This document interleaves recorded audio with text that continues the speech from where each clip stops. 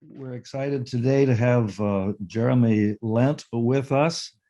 And some of you have seen the articles he wrote for Yes Magazine, and he's been engaged in many of the ecological civilization interviews and panels that we've seen from time to time.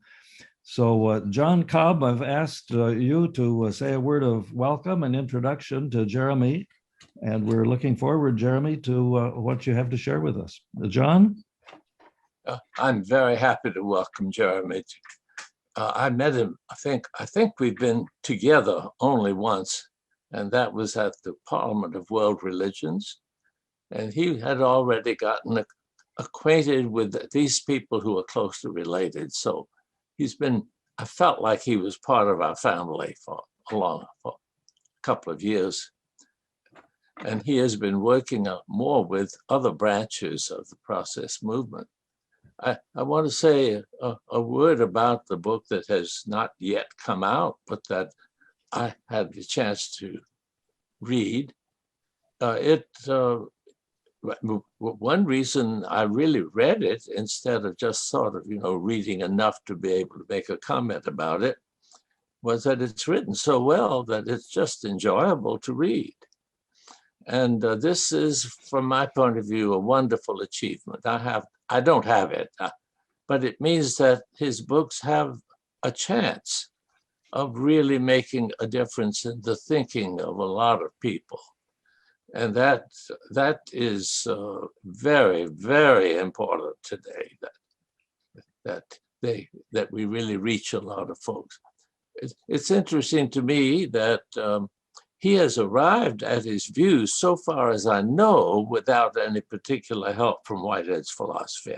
I think that came later, that he discovered a kinship. But it's the facts. It's just what the science has discovered, all kinds of things about the world, that it still clings to theories that don't explain. And Jeremy sees that and understands that the theories that would explain it are theories that have deep roots in human experience. One finds very ancient writings, the insights that are more like what science needs today than the beliefs that dominate most scientists. I think we're at a tilt point. And last week I felt we were dealing with a book. I won't say it's as readable as yours by any means, Jeremy, but it deals with many issues in science in a way that I think is indisputably an advance, and that we can work together, and that Jeremy is so open to working with us. But we recognize him as a fully independent and radical thinker who is guided by truth, by the facts, and has a chance of really making an impact in the world. So thank you for joining us today, Jeremy. Okay, Jeremy, tilt us into the web of meaning.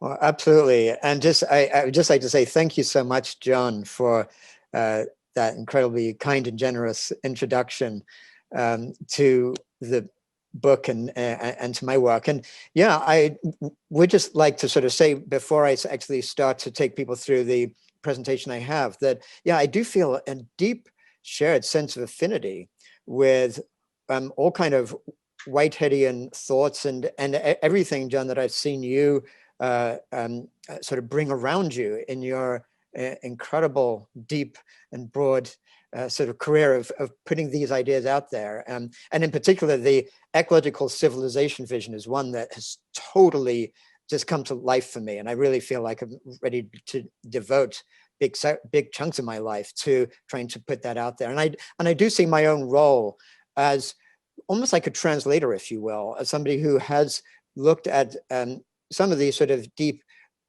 different forms of understandings of connectedness, of which I see Whitehead as one element among so many others. And I do see my personal role as trying to make that available and open and inviting to mainstream thinking, to do exactly as you were saying, John, to really expand these ideas, which is what we need so badly in our world today. So just a little bit of intro there, and I'll take you through the presentation, and I'm sure many of you will feel very familiar with these ideas because they are so related, and hopefully there'll be new perspectives for you too as I take you through. So at this point, I will actually share my screen to give you a formal part of the presentation. And with any luck, everyone should be able to see at this point the screen saying the web of meaning, a worldview of interconnectedness. And at the end of this presentation, just to give everybody a heads up, I'm going to invite you to actually break into small breakout groups of 3 people per group for a brief discussion. Then we'll come back for a general Q&A and conversation. So as I'm presenting, I do invite you to, write down, make notes of any thoughts, perspectives you'd like to bring into the general group relating to these ideas. So I'll be talking about this worldview of interconnectedness. And to begin, I think it may be kind of helpful to start with another kind of worldview, a view of our Earth, the only place that we know of in the entire universe that actually has life on it, even though there might be others out there. And there we are in space over aeons of time. And it's only, even though life actually evolved on this planet billions of years ago, it's only been the last 100,000 years or so that a particular species became so dominant that it's had this huge impact on the entire globe that we see there. And so as we all know, people in this group right now, the impact we've been having has not been necessarily that which is beneficial for the rest of life on this earth. In fact, the terrible reality is that there's been vast ecological destruction across the board. We're all familiar, of course, with the dangers of climate breakdown. But even if we could fix the climate problem magically, we're looking at ecosystems around the world facing ecological collapse, which is partly driven by the fact that there has been a 68% decline in animal populations around the world just since 1970 alone.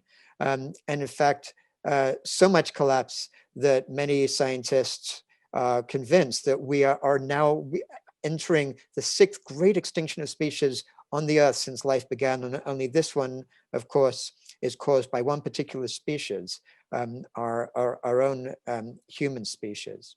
So how did we get to this place is obviously a fundamental question. And in my last book, that published a few years back, called The Patterning Instinct, a cultural history of humanity's search for meaning, I looked at that question, and a simple one sort of essence that came from that underlying research of cultures across history is that culture shapes values. And so different cultures come up with different sets of values, and those values are what have shaped history. And by the same token, it's our values that will shape the future, that will determine how life is on this earth. And when we look at our values, the values of our dominant mainstream civilization are based on separation. There's this modern story of separation that people take for granted that goes like this, basically, that nature is a machine, that humans are separate from nature, that humans are separate from each other, that human progress arises from the conquest of nature, that the earth is a resource to exploit for human benefit, and that ultimately the purpose of life, as a result of all these, is basically just to get wealthy and powerful. So in this new book that John mentioned that's coming out soon, The Web of Meaning, what I show is that every one of these elements of this story of separation has been shown by modern science to be false.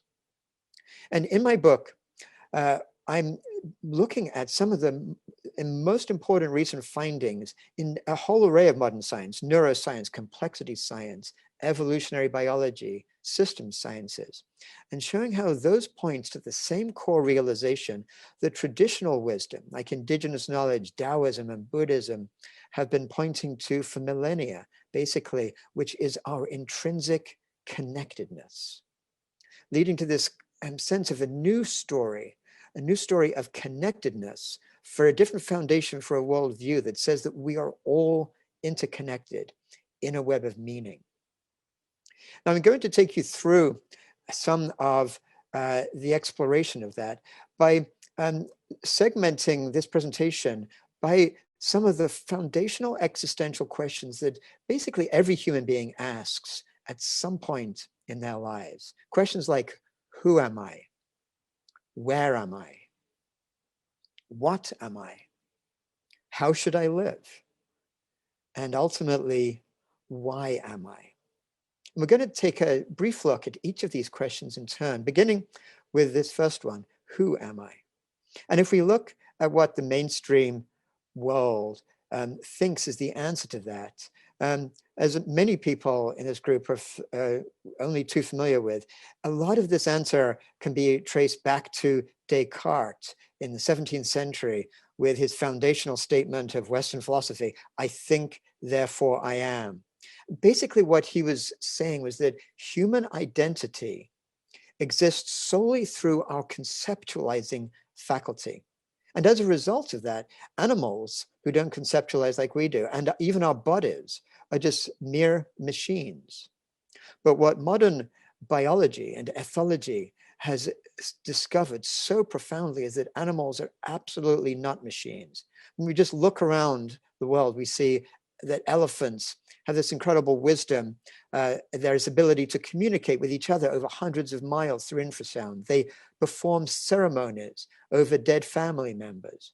Dolphins and whales speak to each other in local dialects, call each other by name, and they even thought to gossip about those who are temporarily absent. We know that wolves show this deep family commitment, that males help raise their young until they reach maturity.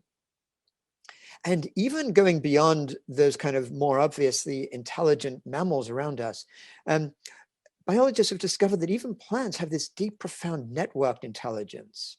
Plants actually have up to 20 different senses, and they act intentionally and purposefully. They learn, they have memories, they communicate with each other in what's been called by some biologists as a wood wide web through their root networks.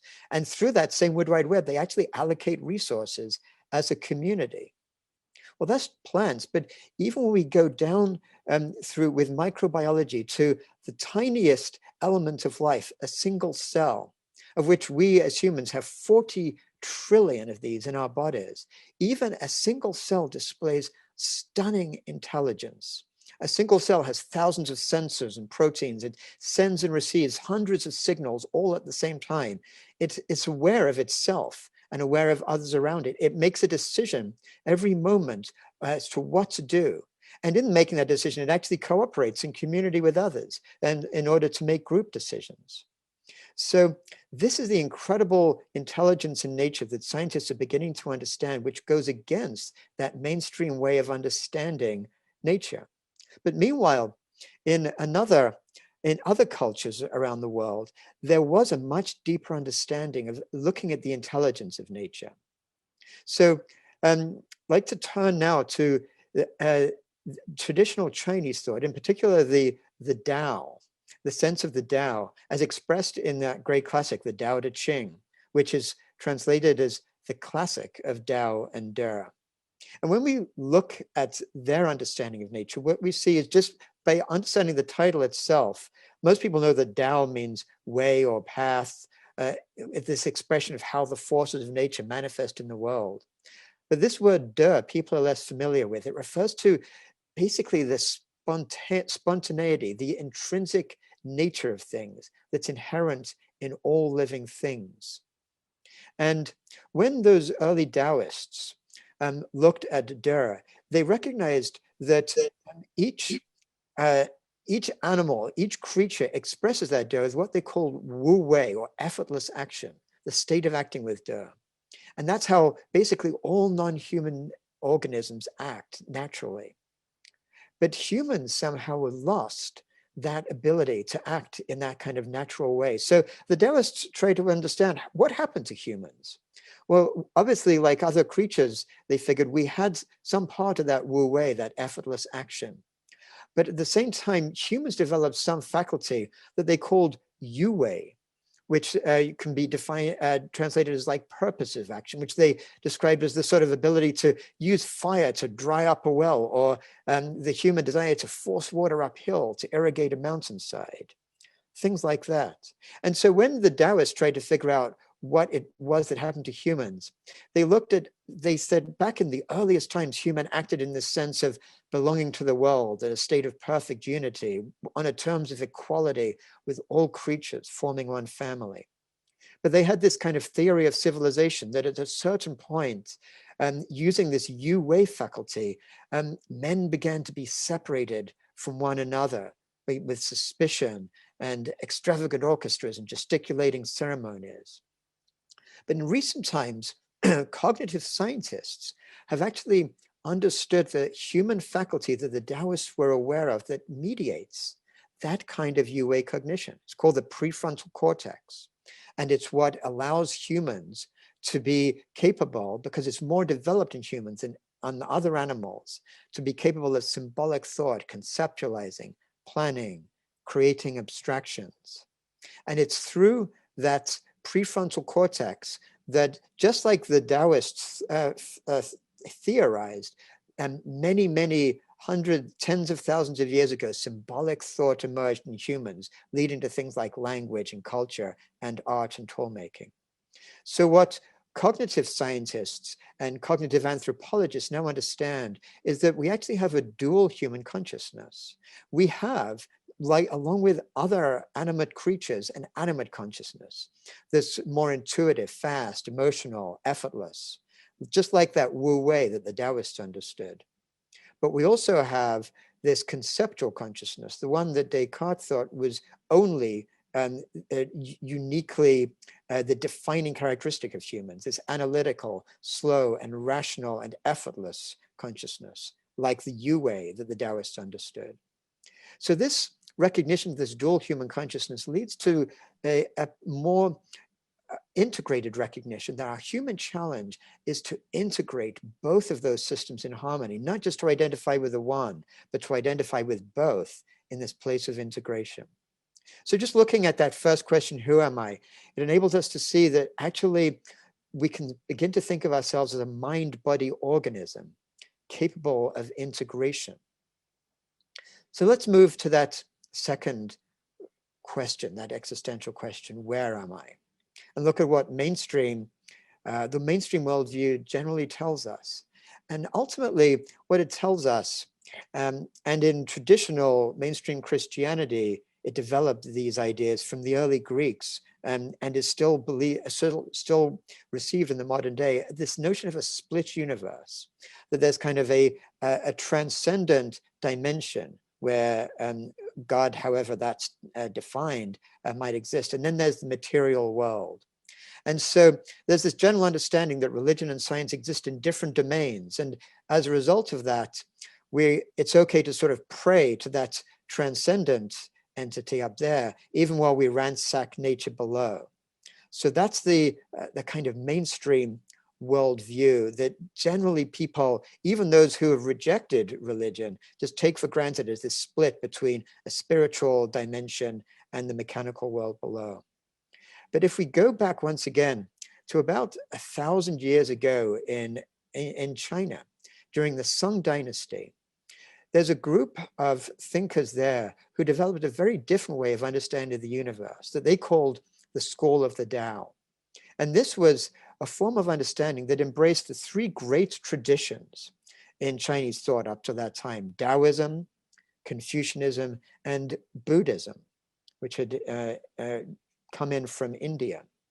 And we know these thinkers by the name Neo-Confucianism, because they formed these ideas they wanted to actually get back to a new form of Confucianism, but in doing so, they incorporated some of the greatest profound insights from Buddhism and Taoism at the same time. And their understanding of the universe was that the entire universe consists of what they call qi, which we can translate in today's terms as like matter and or energy, and also li, the principles by which all of that qi is connected. And when they looked at the totality of all those principles of connection in the universe, they understood that as being the Tao. Now, what's so fascinating is that in recent decades, modern system sciences also looks at those connections between things as what is crucially important. Whether we look at systems biology, complexity science, or chaos theory, they are based on this recognition that everything in the universe is connected and in non-linear ways. And in fact, frequently the interactions between things tell us more about them than the things themselves, whether it's looking at starlings flocking in the sky, or schools of fish in the ocean, or the ripples of sand dune in the desert, or the whole interconnected systems of the Earth system, or even looking at how galaxies form. In each case, it's the interactions that have more profound insights into how they work than what the things themselves are made of. And one of the great ways in which scientists have now begun to understand some of those interactions are by identifying what they see as universal patterns in nature, and often one of which is fractal patterns. Many of you are familiar probably with the notion of a fractal. It's a pattern that repeats itself at different scales, and it indicates self-organized activity in whatever it is. And you see it everywhere in the natural world, in coastlines, in the patterning on leaves, in lightning, in lungs, and in the neurons in our brains. And what scientists have begun to really think about when they look at the Earth as a system is that nature itself is a fractally connected system, with each cell really being having the same set of underlying principles that make it part of that organism, which also has shared the same underlying principles with the species of which it's part, which shares the same principles with the ecosystem of which it's part, ultimately sharing it with the entire living Earth that some people call Gaia. So when we look at this question of where am I, we can begin to now re-explore this question by answering it in terms of this kind of notion of that I am actually part of a fractally connected, self-organized universe. Which then leads us to this next question of, well, what am I? And if we go to one of the leading philosophers from that Neo-Confucian school of philosophy from about 1,000 years ago, his name was Chu Shi. One of the great things he said was, if one wishes to know the reality of Tao, one must seek it in one's own nature. Now, in modern times, there are some scientists have taken Chu Shi up on his word, even though they might not know who he is. And Richard Dawkins is somebody whose analysis of our own nature has become like a core part of this dominant worldview that sees nature in this mechanistic way. So in his book published in the early 1970s, The Selfish Gene, he makes this argument that when we look at our nature, we need to recognize that we and all other animals are machines created by our genes in a highly competitive world. And as a result of that, a predominant quality to be expected in a successful gene is, in his words, ruthless selfishness. So Dawkins claims, and that has now become part of the mainstream understanding of reality of life, is that the gene is the fundamental unit of evolution. It dictates everything about the organism, and it's inherently selfish and competitive. And this is what's so fascinating. In recent decades, what modern biologists in their research have now begun to understand has shown that every one of those statements about the gene that people take for granted is actually false. In fact, genes, rather than dictating what happens with the cell, they are part of an iterative process with the cell. They're part of a vibrant, dynamic, circular flow of interactivity with the cell of which they're part. So that nowadays biologists recognize that we need to understand the genotype more like as an artist's palette, a repertoire of capabilities that the cell can select based on its particular need as determined by the environment. And just to get a sense of how powerful that is, that different understanding, this is what's so fascinating is consider like a grasshopper, like a creature that we know as being gentle and solitary, and then a locust. Very different creature, right? Aggressive swarms that can destroy whole ecologies. Well, what's so fascinating is that these two creatures have exactly the same DNA. In fact, a grasshopper, when the environment tells it to shift, it will actually turn its own genes around to become, in terms of the way that genes express themselves, to become a locust. At the same DNA.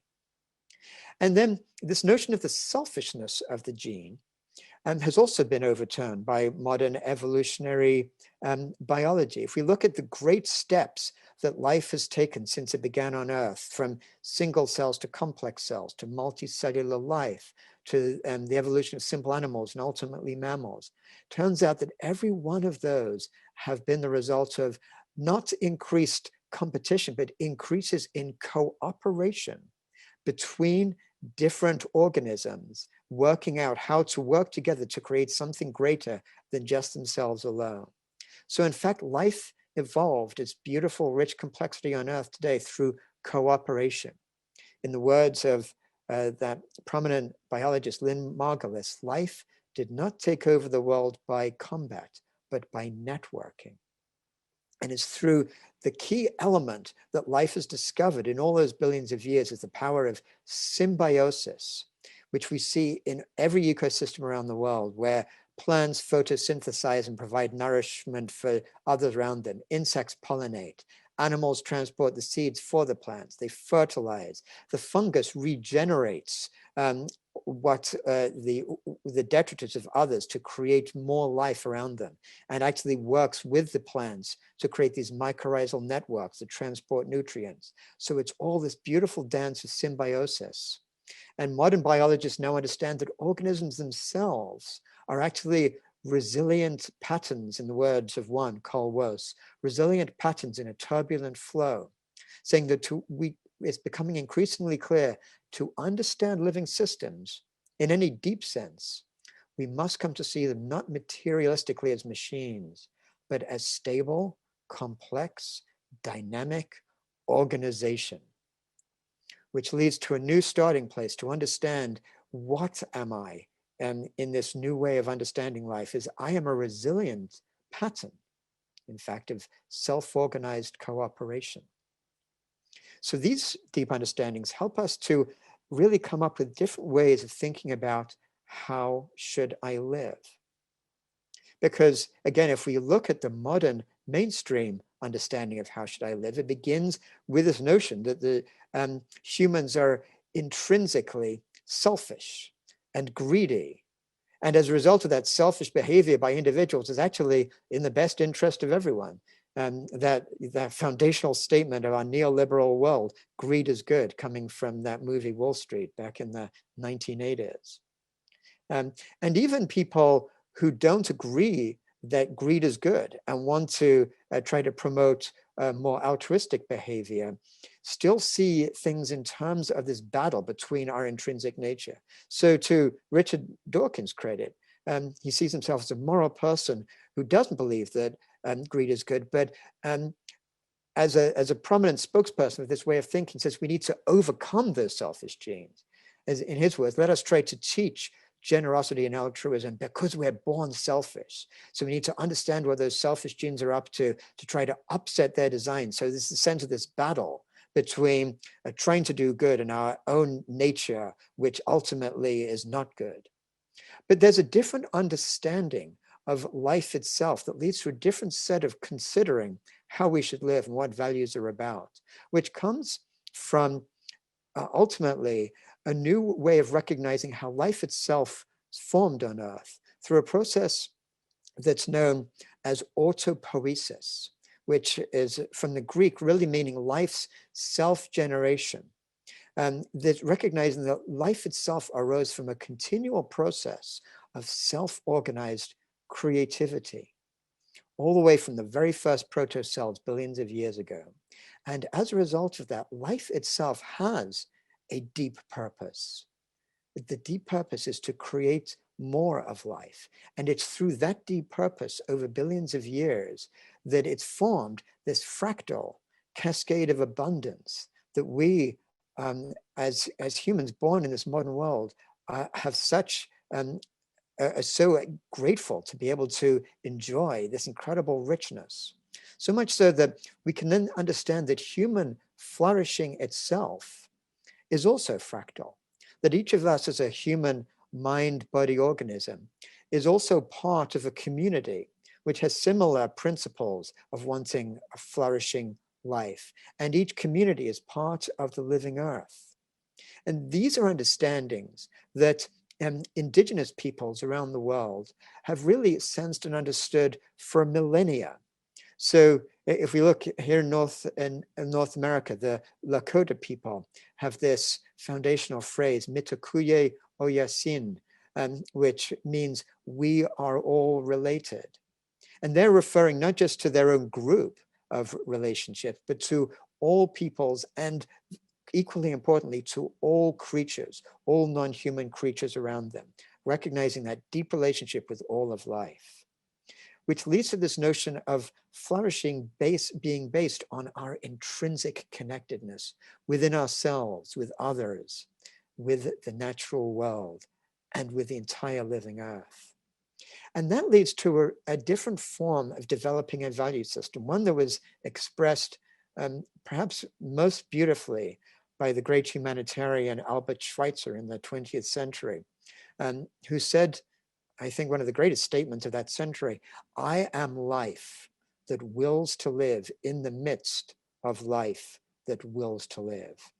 And in his view, that leads to this reverence for life. He continued to go, I cannot but have reverence for all that is called life. That is the beginning and foundation of morality. And so that understanding of life leads to a different foundation for exploring how should I live. Starting with that kind of frame of reference, I should live in reverence and care for all life.